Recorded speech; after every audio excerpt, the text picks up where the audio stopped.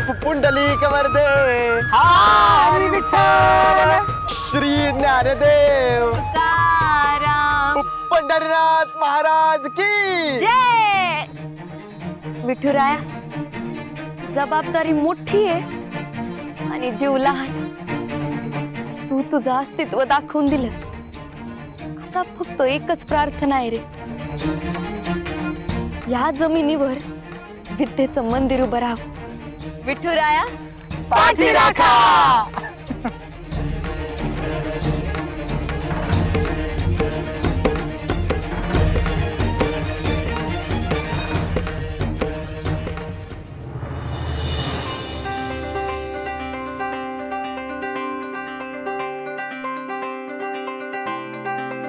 अरे बापरे, अजून संपला नाही हिशोब. अगं बिझनेस जोरात ना, मग हिशोब पण जोरात. अभिनंदन. आता आनंद सेलिब्रेट करायला शेवगा मसाला, दही आणि शेंगदाण्याची चटणी केली. पटकन हिशोब संपव आणि चल जेवायला.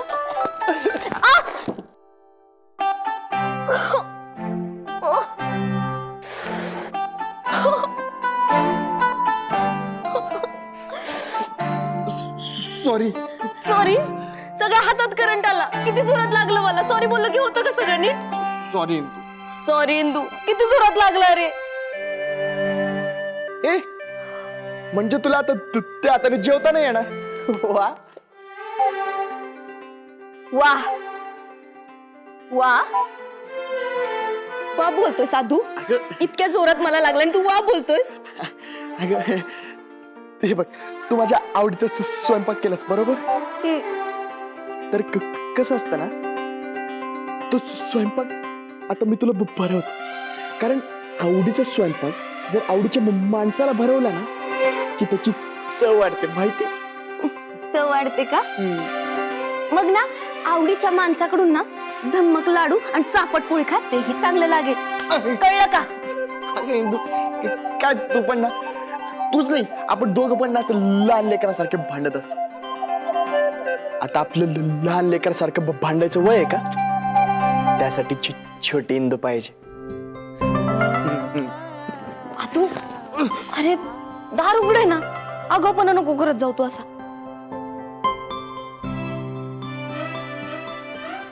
इंदू, जेव्हापासून शाळा काढायचं ठरलंय ना, तेव्हापासून तू माझ्यासोबत मास्तरने सारखेच वागते. असं झालं का. आणि तू एका द्वाड विद्यार्थ्यासारखा तू नाटक करतो नुसते. सॉरी आजीबाई. आजीबाई. आजीबाई बोलतोस.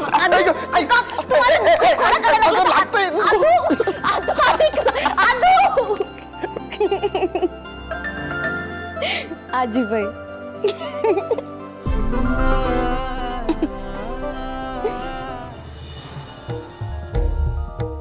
अहो इंदूच्या शाळेच्या ठिकाणी विठुरायाची मूर्ती सापडली.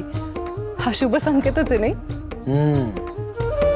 तिचे प्रयत्न आणि आपल्या गावामध्ये शाळा सुरू व्हावी यासाठी तिच्या मनातली तळमळ किती खरी आहे याची जणू विठुरायाने दिलेली पावती आहे बघती.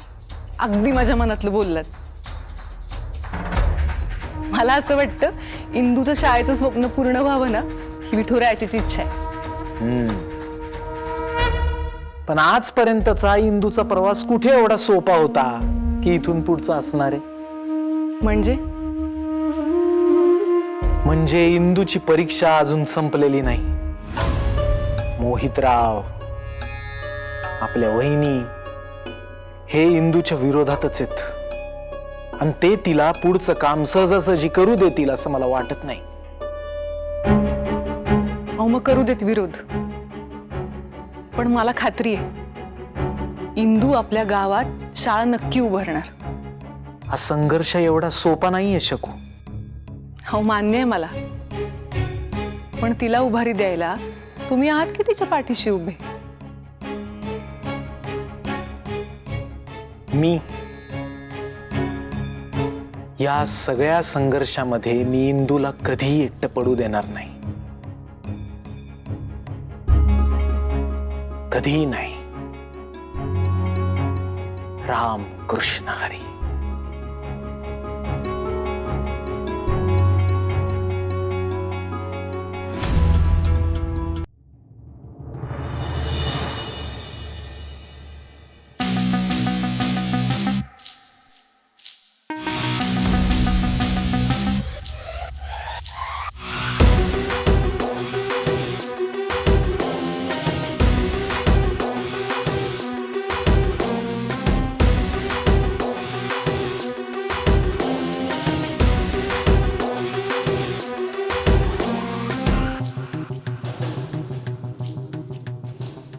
इंद्रायणी दिग्रसकर.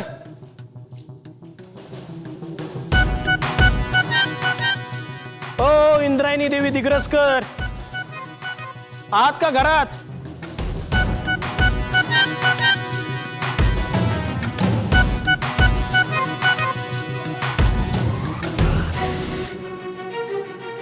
व्यंकट महाराज, पदरी पडलं आणि पवित्र झालं असं काम आहे तुमच्या परिवाराचं. आधी पुंडलिक महाराज, मग गोविंद महाराज, नंतर तुम्ही स्वतः व्यंकट महाराज, आणि आता दिग्रसकर घराण्याच्या लाडक्या सुनबाई इंद्रायणी देवी दिग्रसकर गादीवर आहे. आहा, काय हा भक्ती परंपरेचा वारसा, जणू निर्मळपणाचा आरसा.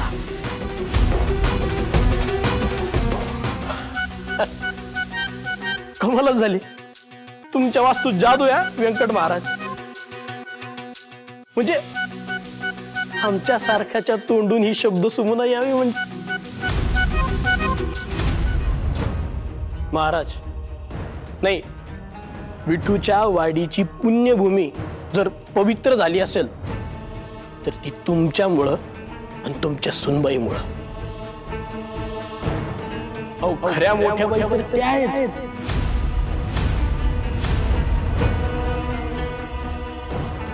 तुम्हाला ना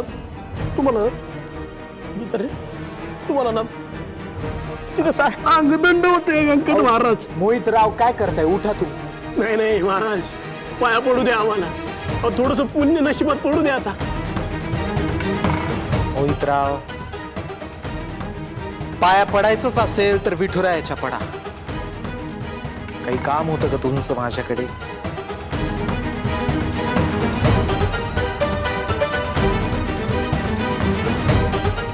काय हा साधेपणा, काय हा विनय, काय हा विवेक. व्यंकट महाराज, अतिशयोक्ती नाही अजिबात.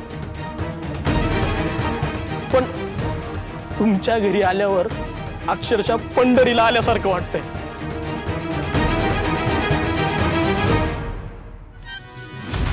आणि आता पंढरीला यायला कारण लागत असत. मग काय फुकटचा टाइमपास करायला आले वाटतं? नाही, टाइमपास नाही. कारण आहे, फार मोठं कारण आहे. इंद्रायणी देवी,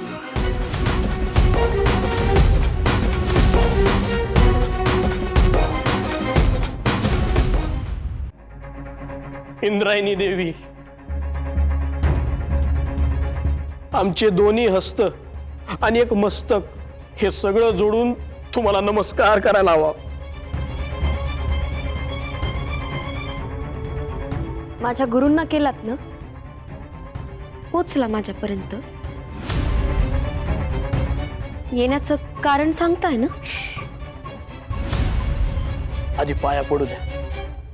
अहो काय? अहो नाही पडू द्या. अहो, नाही. अहो, मी मोहितराव, काय करताय तुम्ही?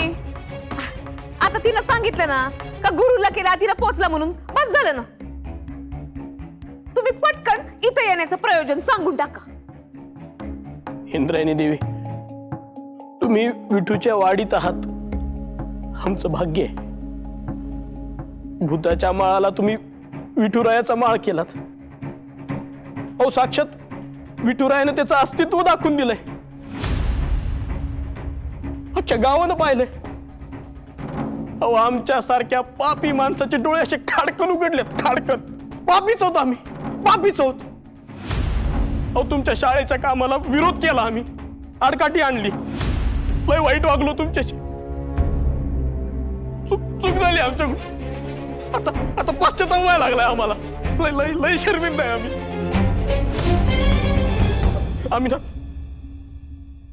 आम्ही ना शिक्षा दिली पाहिजे स्वतःला.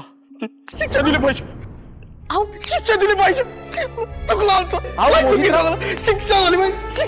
मोहितराव, अहो थांबा, काय करताय? मोहितराव, तुम्हाला तुमची चूक कळली हेच खूप आहे. हे सगळं करण्याची काहीही गरज नाही. गरज कशी नाही व्यंकटवार, गरज कशी नाही. नाही आमच्याकडून चूक नाही, पाप घडलंय, पाप, महापाप घडलंय. अहो, शाळेसाठी झगडणाऱ्या, गावासाठी झगडणाऱ्या या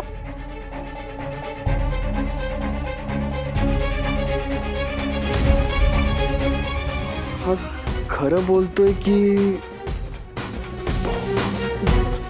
तुम्हाला खूप त्रास दिला मी, खूप खूप वाईट वागलो, माफ करा मला, चूक झाली आमची. अहो दादा तुम्ही प्लीज उठा, असं करू नका, प्लीज उठा. नाही आम्ही असंच करणार, जोपर्यंत तुम्ही माफ करत नाही ना आम्ही नाही उठणार. इंद्रायणी, ए बाई, आता अगं बाई, एवढा मोठा माणूस तुझ्या पाया पडतोय, करून टाक की माफ पटकन. आणि काय मोहितराव, तुम्ही एवढे मोठे सरपंच, हे असं लोटांगण गाळणं, लालघोटेपणा करणं शोभतं का तुम्हाला? नाही हा मोठ्या बाई नाही, आज इथं सरपंच म्हणून नाही, एक माणूस म्हणून माफी मागतोय.